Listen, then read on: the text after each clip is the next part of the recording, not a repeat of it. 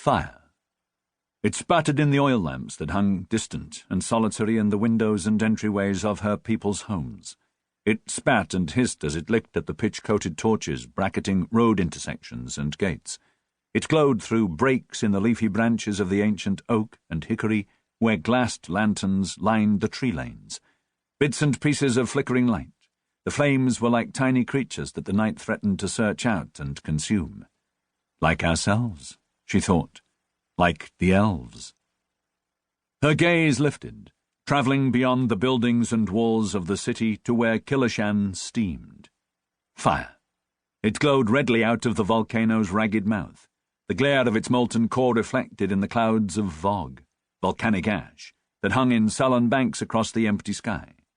Killishan loomed over them, vast and intractable, a phenomenon of nature that no elven magic could hope to withstand.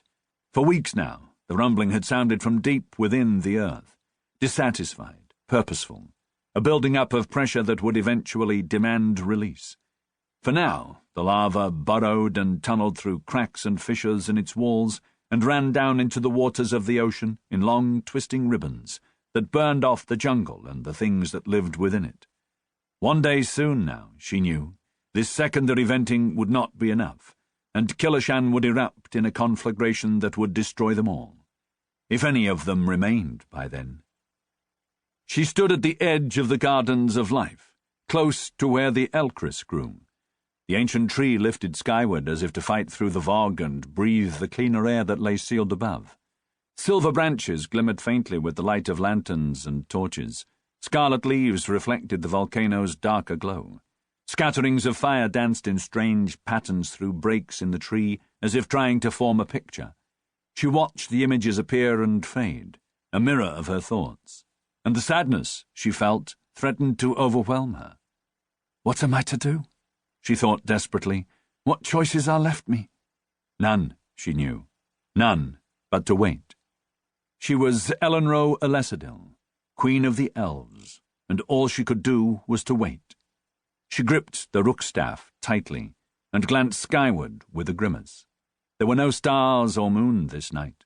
There had been little of either for weeks, only the Vog, thick and impenetrable, a shroud waiting to descend, to cover their bodies, to enfold them all, and to wrap them away forever. She stood stiffly as a hot breeze blew over her, ruffling the fine linen of her clothing. She was tall, her body angular and long-limbed. The bones of her face were prominent, shaping features that were instantly recognizable.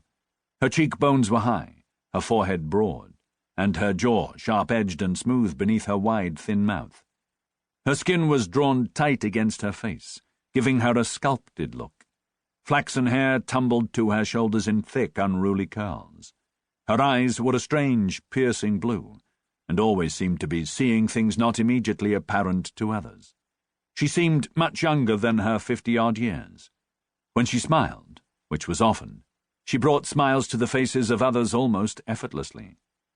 She was not smiling now. It was late, well after midnight, and her weariness was like a chain that would not let her go. She could not sleep and had come to walk in the gardens, to listen to the night, to be alone with her thoughts, and to try to find some small measure of peace. But peace was elusive.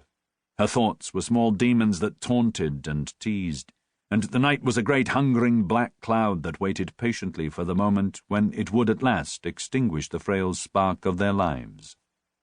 Fire, again.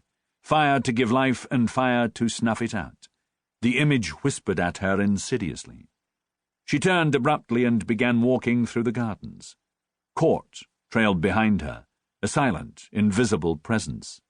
If she bothered to look for him, he would not be there. She could picture him in her mind, a small, stocky youth with incredible quickness and strength.